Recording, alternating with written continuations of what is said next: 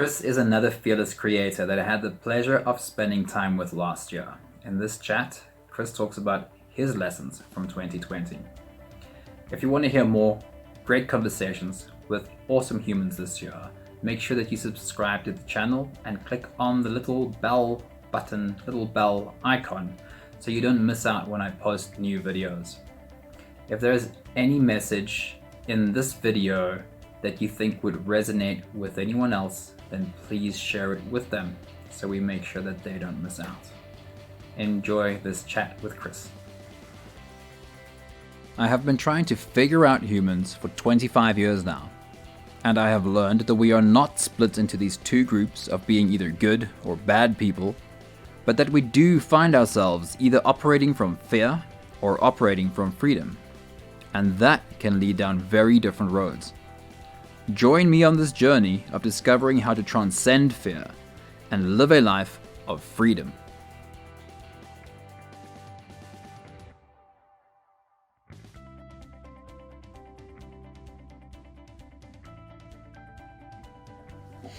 So, Chris, it's really good to see your face, dude. Are you well? Yeah, it's great to see you, my brother. Always good to see you, man. Yeah, you make me smile, eh? It almost looks like I'm speaking to myself on the screen here. Bald beard. Yeah, I just don't have the glasses. Cool. You're just prettier, that's all. I was just gonna use that one. Too late. So it's really cool chatting to you, and as you already know, I'm doing a quick chat with all the fearless creators starting out this year, seeing what the last year was for you, seeing what you've learned from the last year. I've seen everyone grow a lot in the last year, so I'm using this opportunity to learn from you as well, in terms of what the last year was like. So jumping into it, I want to remind you of how crazy last year was. So I'm going to give you a list of stuff that happened last year, and you can choose what was the craziest to you, or maybe you can top my list with something crazier. So here's a list of stuff that happened last year. There were murder hornets invading America. There's a monkey that stole COVID samples. The Pentagon released UFO footage. Can you believe the Pentagon released UFO footage? There are crazy fires both in Australia and California. People bought toilet paper to a crazy extent. The Home Alone little boy turned 40 last year. There was a Bolivian orchestra trapped in a castle by wolves in Germany. Kanye West ran for president, and there was the whole monolith thing. Do you have anything weirder to add to that list, or what is the weirdest thing on that list for you? Yeah, so I think also the crazy thing last year was the amount of information that was just published and misinformation, and the mixing of real information with fake information. And I think that's a sign of the times, because once you put something on, you put it out there, you put it on the internet, it's there to stay. And the only way you can counter information like that, it's very hard to take that information off, you know. So the way you discredit it is you give other information that's contradictory, and you just flood that information, and then you just don't know what to believe. So I think you know, an era that we just passed was the information age, and now it's the era of discerning information, like trying to find out what is real and what is not real, I mean, what's sensationalized and what isn't, you know. So I think that's going to be something that we're going to have to get really good at, you know. Yes, I agree. It's a topic I really enjoy. It's a topic I can really dive into. I remember, my internet is failing. I don't know if you're even still there. Please restart. Please restart.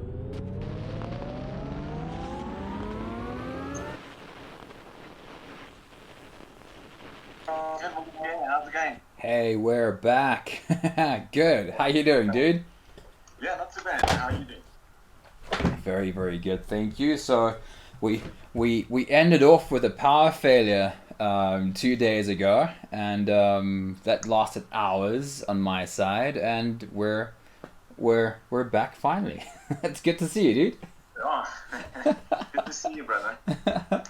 So just to for anyone confused by this weird break in our chat where we left off was you were talking about the problem we have with too much information and not knowing necessarily how to know what's true and what's not true in this world of too much information that we live in. And you don't necessarily have to continue talking about that, but that's where my power and internet disappeared 2 days ago. Yeah, I agreed. Yeah, I think that's going to be our challenge going forward is deciphering between what's real and what's not. I think the Soviets back in the day they used that to counter a lot of the American ethos by just flooding information that was false, just a lot of information, and then the individual just doesn't know what's real, so they dismiss even the real information that comes through. So, I think you're right. I think going forward for the next bunch of years, that's probably our biggest challenge is how to deal with just too much information. I remember how excited I was with my. I'm trying to think what year this was. 2003. I think it was 2003. I got myself one of those old Nokia communicator phones. I don't know if you remember them. It was like a big brick of a phone, and it could open sideways and it had like a full computer keyboard and like the biggest phone screen at the time, but like a thin, long phone screen at the top. had like Windows 95 on it or something. That's what it looked like. Yes, it looked like it had Windows 95 on it. Yes, Kind of like that. exactly Or right. maybe 3.0. And I remember how excited I was about that because I felt like I literally had information on my fingertips. I could like just flip open my phone and I could find anything, any information that I wanted. Doesn't matter where I was. I didn't even have to go home to my computer. Just flip open my phone and I could have information on my fingertips. And so that to me was like the manifestation of the information age, having that in your hands. And yes, we do now. We have transcended the information age, and we do live in the too much information age. And that brings with it a different set of problems to deal with. For sure, man. For sure. So let's jump into what the last year was like, what 2020 was like for you, and what you're taking away from 2020. Is there, with all the weirdness and craziness and people having to stay home, is there a skill, a new skill that you learned through all of this weirdness, craziness, having to stay at homeness? Was there a new thing you learned, a new skill you developed, something that came from all of that? Yeah, I learned a lot of things, but last year was how can I put this? I think the best way to describe it for me was it was devastatingly beautiful.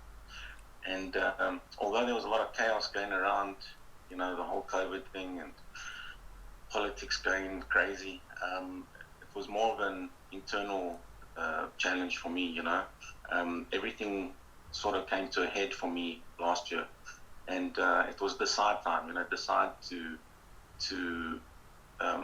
face your demons, face your fears, and move forward or not. And it just coincided with this whole COVID story. But I think one of the biggest things that I learned is that is just to be just with all the craziness, being able to absorb it, deal with it, sit with it, and know that you're not being defeated by it. So there were a lot of skills that I had to learn in order to get to that place of surrender and peace. And I'm not entirely there. In fact, I think I'm on. I've gotten over the hump, but I still got a long way to go.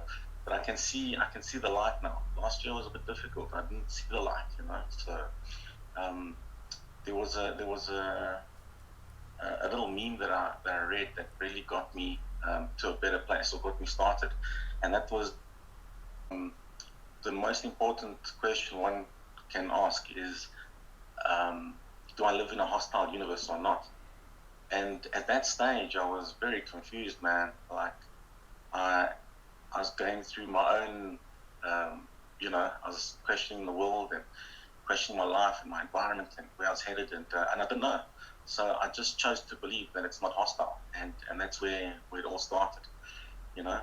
But to get started, you can't just reject what's happening to you or the situation you find yourself in. Um, you got to make a choice, and I made the choice to move forward, and and yeah, that was the start of it. But in order to get started, I needed to take what was seemingly happening to me and in my head and my heart, and I had to just sit with it. And Pierre, you helped me through that, I must say. And I remember you telling me, one of our early conversations is, "Can you just be?" And I wanted so much to understand what the heck you're talking about, and it made no sense to me. I'm like, "What do you mean, just be?" I mean, like, I don't have a choice. It's happening to me, so of course it's gonna be. And now, like, I have a better understanding of it.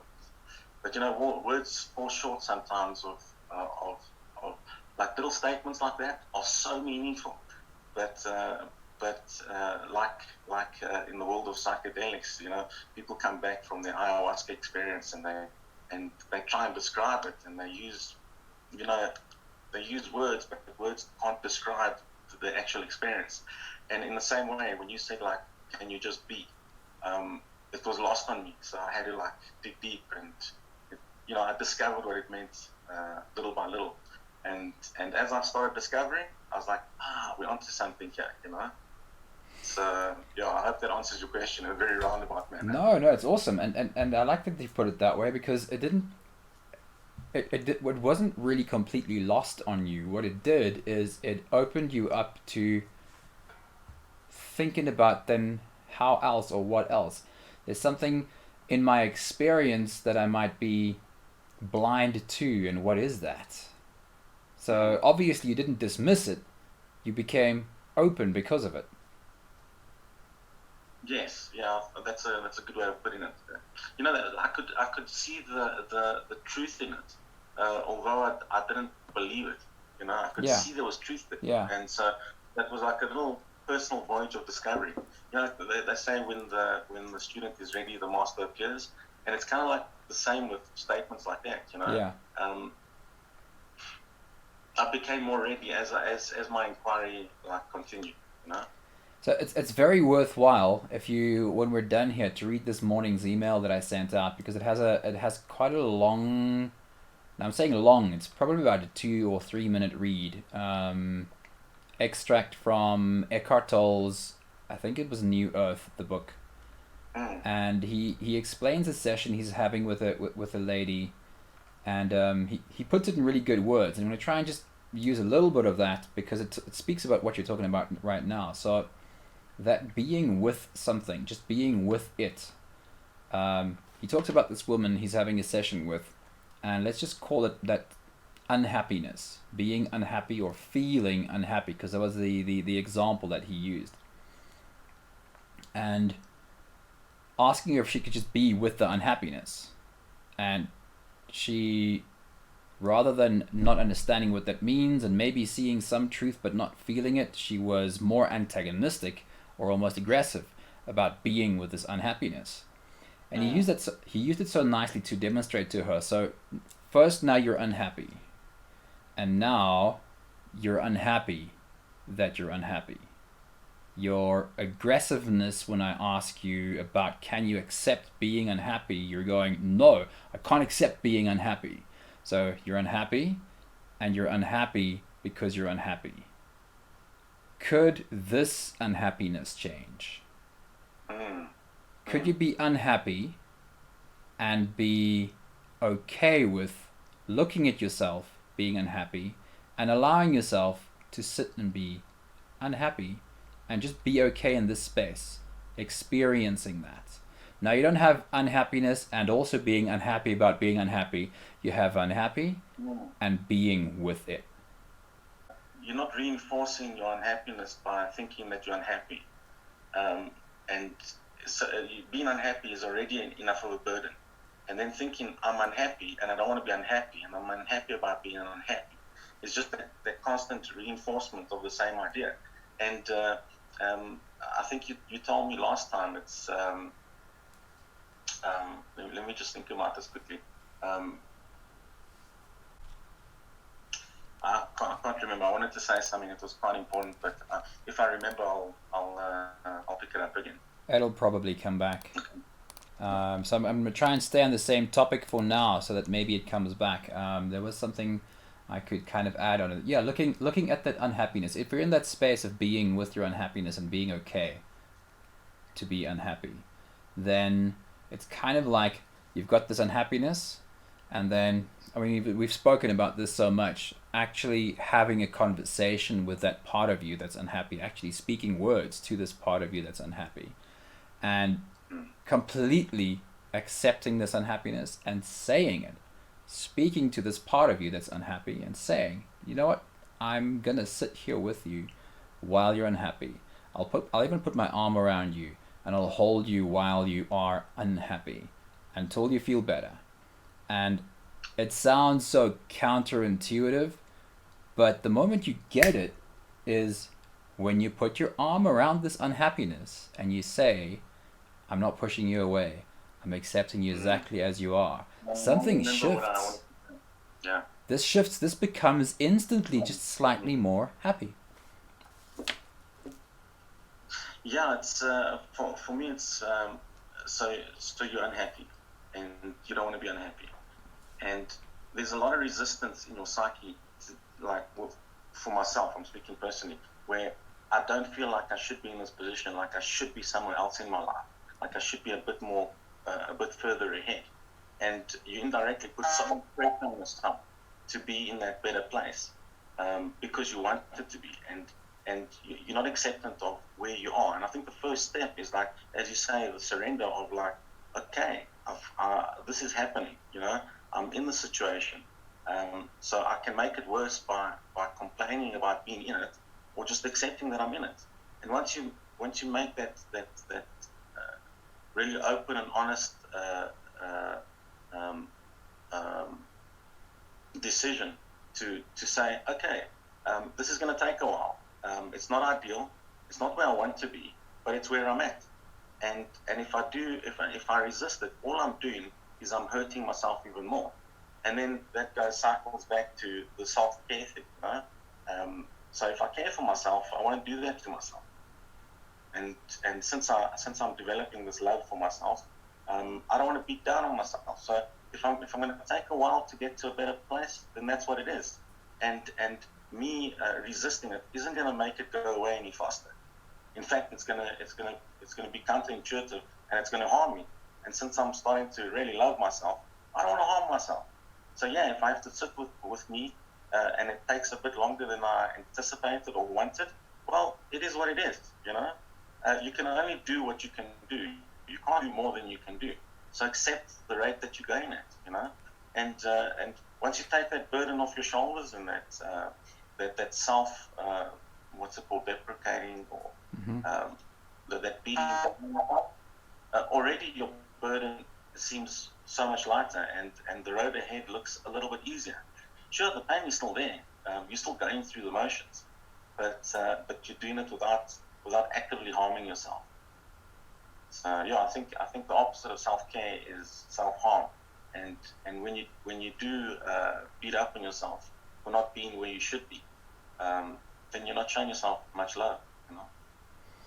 It's awesome hearing you speak that way, hearing you say all of that, because I remember about a year ago when we had these first conversations that none of that was, as you said about that tiny little statement, none of this was intuitive to you. All of this felt counterintuitive. All of this felt as though for you to move forward, you should be harder on yourself and judge yourself more harshly so that you can move forward. And you have a much easier sense about you now. Yes, yes, correct. Like, um, it makes more sense as I'm going through the whole process. It didn't make a lot of sense before, but Okay. yeah, I'm more open to it now for sure. So here's But another little confusing statement that when you hear this statement in the beginning, it makes no sense. It sounds counterintuitive. Maybe something in you recognizes a truth there without realizing what it means. And you've been speaking about this just a minute ago.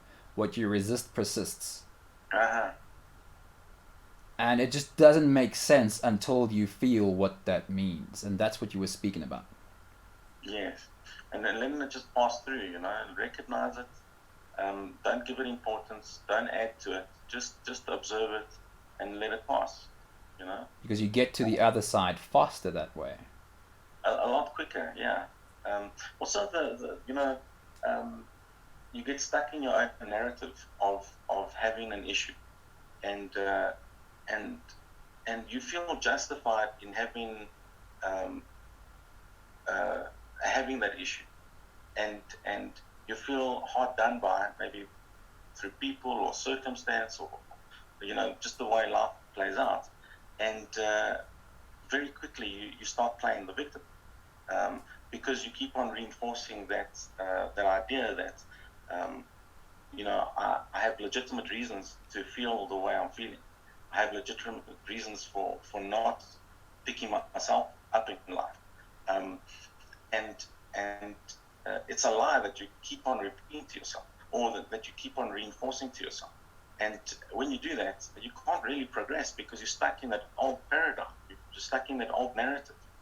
So only when you um, decide that you're going to change, and then you take a really uh, long and a cold look at yourself and say, hey man, like, yeah, I'm going through issues, but how am I handling them? How do I? For me, it was stand outside of yourself, and it happened in meditation where I perceived myself and my interactions with my loved ones and friends that are helping me, even my interactions with you, and I said, wow, imagine I'm in Pierre's position now, and I'm looking at Chris. What do I see? What feedback am I getting from him? And I was quite shocked. I didn't like what was coming that way, and I thought, wow, that's actually me, that's the guy telling the story. But but but I hear a lot of, like, self-hate. I hear a lot of hopelessness. I hear a lot of justifications for where I'm at in life. I feel a lot of judgment on myself, and and then I realized, wow, I don't want to actually be that person. It doesn't serve me. It really doesn't serve me. So I think, like, another step was having an honest look at yourself, the way others perceive you. Not to say that's correct, but it's way better than the way I was perceiving myself when I had an external look, and saying, okay, so that's got to change. That narrative that I've been preaching all the time, whether I thought it was justified or not, is actually not serving me. So now we're gonna move forward. How are we gonna move forward? Okay, we know where we're kind of at, and we know where we want to get to. Now, what's gonna be the difference in getting to that elevated place? And that's the little baby steps. Because unless your behavior changes and your actions, your praxis change, nothing changes, right? Mm. Like, you can read every book, you can go to all the therapies, but unless you actually make the physical change, nothing actually changes. So Yeah. for me, it was okay. So I read this book by Dr. Susan Anderson, and she says, okay, try baby steps. I thought, baby steps. And us as martial artists, we always, like, push it hard, and we always bite off more than we can chew. And she's saying, no, you're going to get discouraged if you do that. Like, take the baby step, take the little step. Like today, every day you wake up late. It's hard for you to get started. You know, um, put a little mechanism that'll wake you up a little bit quicker in the morning. And for me, it was a simple thing of, like, when my alarm clock goes off, instead of going, I don't feel like getting up and just lying down more, I go, okay, here's a trick. I've got a full glass of water by my bedside. As soon as my alarm clock goes off, I have to drink that glass of water, and I down that glass of water, and all of a sudden you're a little bit more awake, and you can get your day started. And it's those little baby steps, and at the end of the day, you've done so many of those little baby steps that you're a lot further than you ever would have been, and you're actually getting stuff done instead of just lying back and going, "Oh, woe is me." I love that, and I I don't know if love. that makes any sense. No, It it makes sense does. to I me, love it, and I love that little hack of having the glass of water. And when your alarm clock goes off, first thing you have to do is down that glass of water, because something shifts when you do. You're a little bit more awake, and your energy shifts. I love it. I think it's awesome. You know what's beautiful is every time you do a little baby step, and it gets reinforced the next day and the following day and the following day, you start developing more respect for yourself. It's weird. It's like Yeah. I did something that I previously couldn't do. Now I've done. Although it's something small, it makes you feel better about yourself, and that gives you the momentum to do the next little baby step and Yes. the next baby step and the Yes. next baby step, and you find in a couple of months' time that your whole routine during your day has changed.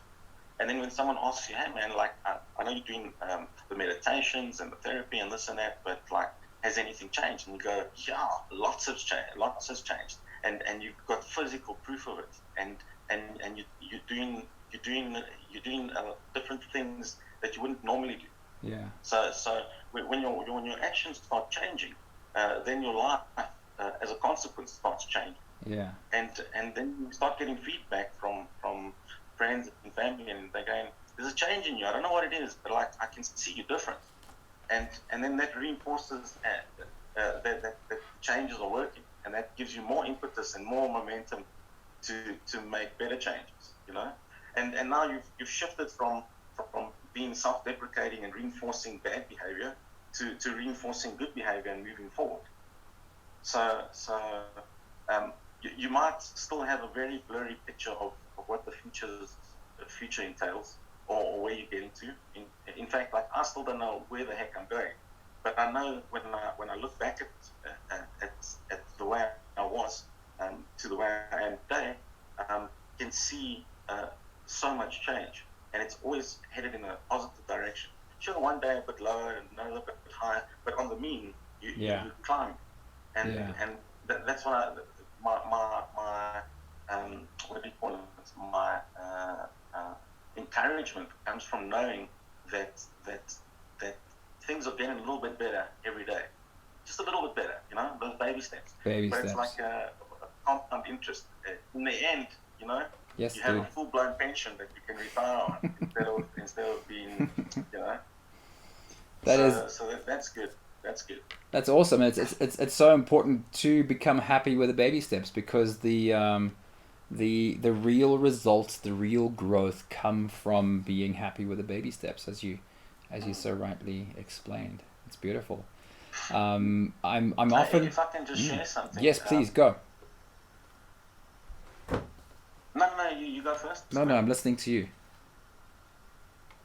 Yeah, I forgot what I wanted to say. So Okay, let's just continue. It'll probably come back now. So I'm often reminded of this, and specifically, as you say, as men, as guys, and martial artists, it's very easy to fall into a trap of what you should be and how you should be showing up in the world. And what comes to my mind often, and I don't know how much you know about the life of Seneca. He was called Seneca the Younger. He was one of these Stoic philosophers back in the day. Now, it's easy to think of him as, a philosopher dude who sits and thinks stuff, but that was a tiny part of who he was. He was one of the richest, almost the richest, and most influential men in Rome in his time. He could walk through the streets of Rome, through so many areas that he owned of Rome. He was one of the biggest landowners. He was in government, a flippin' powerful and influential dude. And one of his quotes that really sticks with me when exactly like you said, the topic comes up of we need to be in this certain strong way. You're a man, you're a martial artist, you're whatever. Is this guy, Seneca, saying, sometimes, even to just be alive is an act of courage. And that extends to, depending on where you're at, sometimes there are times in your life when even just downing the glass of water when your alarm clock goes off is an act of courage. Just dragging yourself out of bed is an act of courage. And there are times in our lives when we have to have that kind of kindness for ourselves and say, this dude who was one of the most powerful men in Rome that ruled the world at that point in time, he also recognized that there are times in our lives when just barely holding on to life takes all the courage that you have. Take your time, take baby steps, and work through those. You know that guy Jordan Peterson? Yeah. 12 Rules for Life. You read that book? He said something that really stuck with me. He says, everyone you encounter, no matter who it is, celebrity, athlete, whoever, everyone that you encounter is going through a struggle. Yeah. And just knowing that already puts me at peace. And it's not to say that because the collective is also suffering, it makes me feel better. No. It just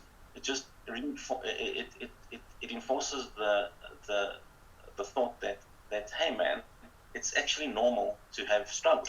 Yeah. It's actually normal to not have your shit together sometimes. It's actually normal to have a crisis. Yeah. It's actually normal to have trauma. Everyone does.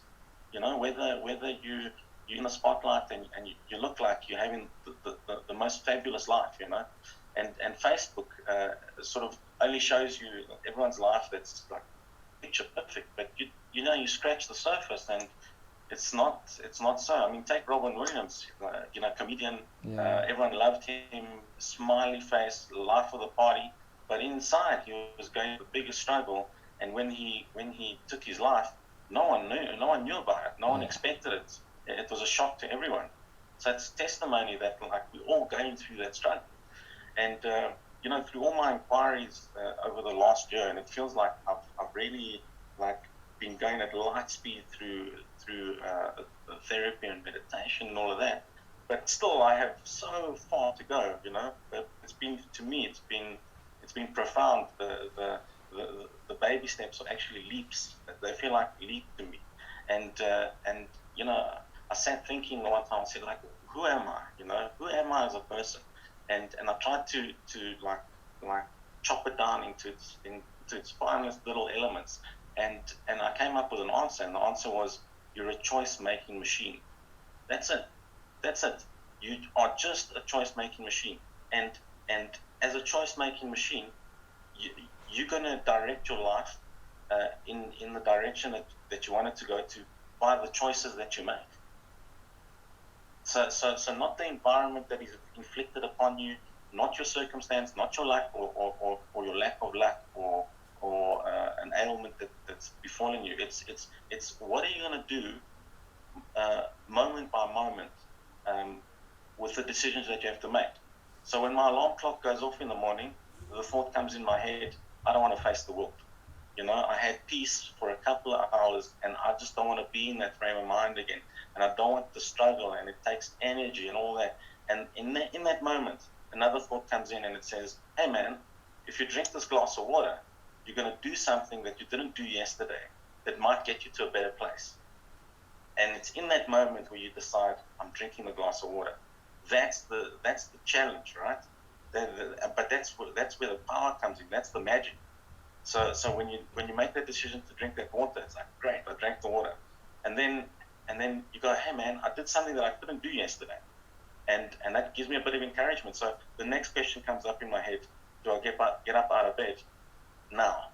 Do I just sit here for 5 minutes, or do I go into my phone and check on my messages and go, no, I think it's a better thing if I just get up out of bed and I make my bed.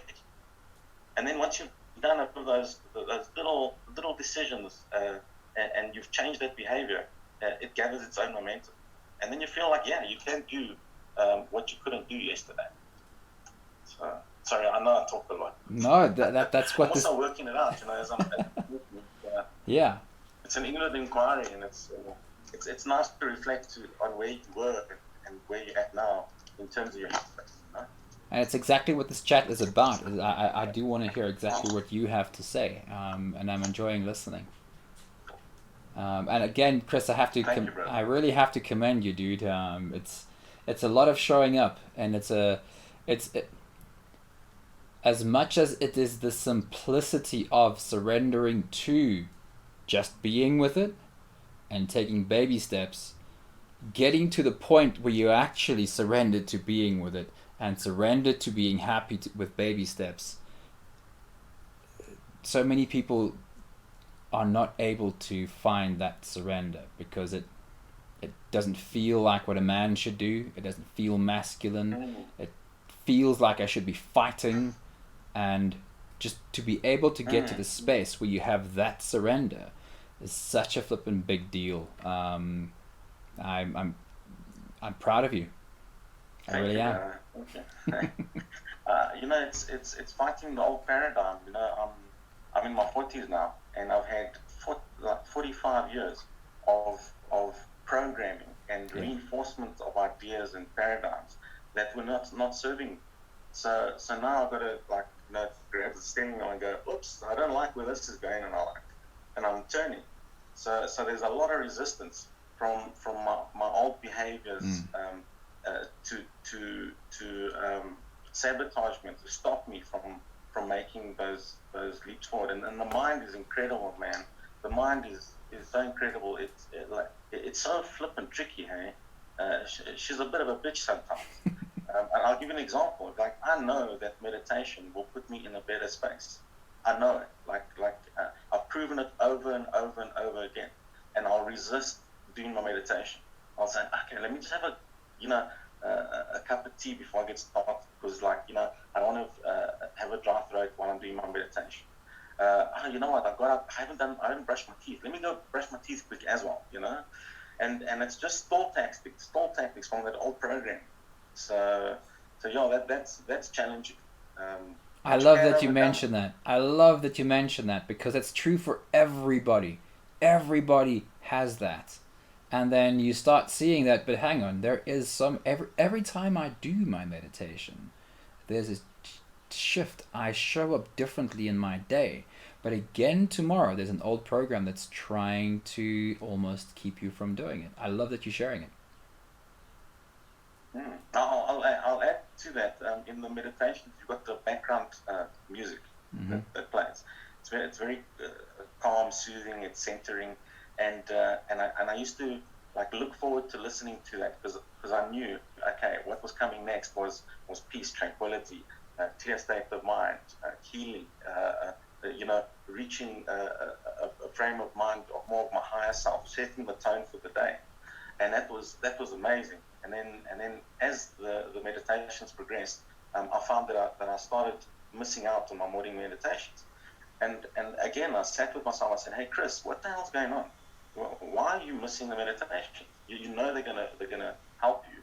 You know that you need at this stage a guided meditation because it gets you to do it at a specific time. You know, and for a certain duration, and you're going to get benefits from it. Why aren't you doing it?" And I sat with myself.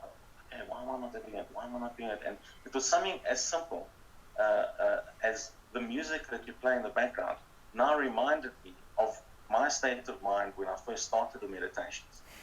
And I don't want to be in that space. I don't want to be reminded of it. So I didn't do the meditation. And then I became aware of it. I was like, oh, Chris, you're just sabotaging yourself, you bloody idiot. And then I thought, okay, like now that I know it, I can counter it. And I think like you know, they say knowledge is power, and that's what I mean, like truth. Be true to yourself, but be able to see yourself, you know, in a truthful manner. So that's so difficult. You know, I think a very big problem with a lot of us is ourselves, and we believe those lies. You know, so once you like a bit more truthful with yourself, and again, it builds up momentum. The more you look inward, the more you align yourself with reality and the truth, and in so doing, you can make decisions that are gonna aid you and be to your benefit. And the first step to healing, I think, is admitting to yourself that you have a problem, you know, and that yes, you're not where you want it to be, but you are here now, and this is who you are, and you don't want to be perceived like this, but that's how you're being perceived because that's how you're acting. So when I look back at it and I make that inquiry and go, oh, I identify now why I'm not doing the meditations, then I can quickly just change my behavior and go, right, I'm getting on that train. 7 o'clock is in 20 minutes time, I'm ready. That's beautiful, dude. There's always that little part of us that wants to avoid stuff, dude. Always that little part that would rather avoid. And you are overcoming yourself again and again and again. And by overcoming yourself again and again, you're becoming that different version of you. So, like meditation, if I can say, like in meditation, when you have a thought and you always tell us, like, just let it pass through, just like see that it's there and let it just like float past and let it flow through. But sometimes you get caught on that train and then you add to it and you fuel it. Yeah. And then you go, oh, wait, I recognize I'm doing this, and you go, you bring yourself back to center. It's kind of the same with your behavior and your thought in the world, you know. You catch yourself, and every time you catch yourself, that's the victory. It's not drinking a glass of water. It's actually going, hey, I identify that. Those are the reps, dude, and you'll know how reps work when you work out. Doing the reps is not the result at the end of the day. It doesn't make you look like Arnold Schwarzenegger in one session, but if you don't get down and do the reps and do the reps and do the reps and do the reps and do the reps, you don't have the journey to where you want to be. And what you're explaining is that's just another rep. Cool. And I'm ready to catch myself again, catch myself, redirect. That was another rep. You're working out, you're in the gym, it's going well. Yeah. I've said it better myself. All right, let's wrap it up with a wise message from Chris.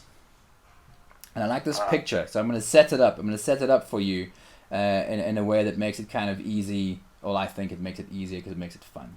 So I want you to imagine the world, the whole Earth, and you'll see where the rays of the sun falls on this globe, and the other side of this globe is obviously in darkness. It's got only shade, and as it turns, there's a line on the Earth where sunrise happens.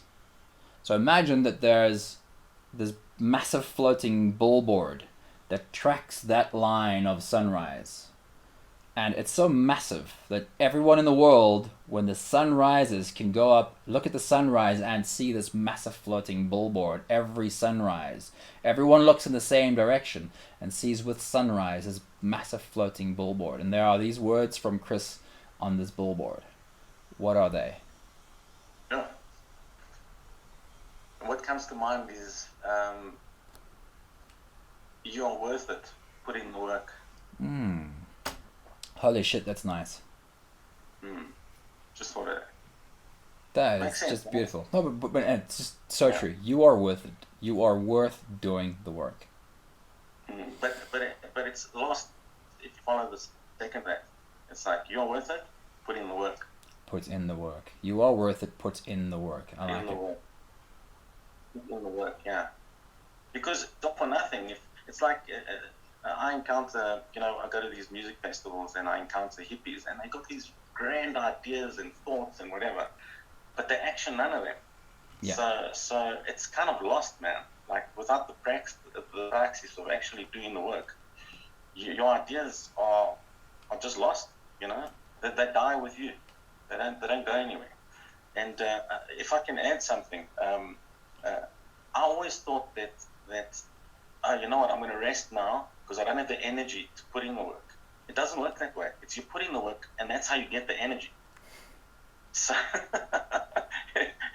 it's kind of like investing in something. You got to invest first before you get the profits, right? Yes, sir. You can't say, I want the profits, but I'll invest later, but just give me the profits now. No, dude. You want the energy, put in the work. No, That's what will give you the energy. Yeah. And I'm gonna wrap it up here, but I'm going back to your words. Doing the work is just simply this. This is doing the work. Simply this. And you can also call this self-mastery. What is self-mastery? It is simply this. Catching yourself and redirecting. Catching yourself and redirecting. In all of those different ways you already explained. Whether it's your alarm clock goes off, where does your mind go? Catch yourself, redirect to drink the glass of water. When meditation comes up and there's that little thing inside you that kind of wants to avoid it, catch yourself, redirect. Be gentle with yourself while you do it. Don't judge yourself for still needing to catch yourself and redirect. Love that process. Love surrendering to, like you can go to the gym and you can do the reps and you don't judge doing the reps. You know, the reps are what gets you there. It's just the same. Loving the process, loving doing the reps. I'm catching myself again. And I'll just redirect again. This is the process. And you've beautifully explained that. Thank you, brother. Thank you. Dude, thank you for this conversation. I really, really enjoyed it. And I'll have it up online in the next day. Bro, you're doing some amazing work there, and you're helping a lot of people out of the dark, and I commend you for that. And I love you as a brother and a friend and a human. Thank you, dude. It means a lot to me hearing it from you. It really does. Lots of love for you, dude. Brother. Lots of love for you. Take care, my brother. Love to the family. Ciao. Will do. Sing it off. Is your personal growth on your mind this year? Well, there might be a few ways in which I can help. You go and have a look at my website right over here, onemindonline.com. There's a few suggestions I can make. I have a free newsletter that goes out every day. It's called Your Daily Dose, and what it has is a powerful inspirational message every day. I also do a free guided meditation every day, and you can sign up on my website for that. It happens live once a day, but you don't have to attend live. It's pretty clear on the website how to participate in that. Then I always have some kind of a workshop or program upcoming. Right now it's called Jedi Mind, and on my website, if you click on events, you'll see the information around Jedi Mind. And to give you an idea what it is, it's a 4-week program in which you help train your nervous system to respond in a new way, in a calmer way under pressure. If you stick with the practice, if you keep practicing, you are creating a nervous system that more naturally finds calm under pressure. If you enjoy these videos, make sure to subscribe to the channel so you don't miss out on anything that comes up. And if there's anything valuable in this video for you that you think anyone else might get value from as well, then please remember to share it with them. The next video will be coming soon. Have an awesome day. Ciao, ciao.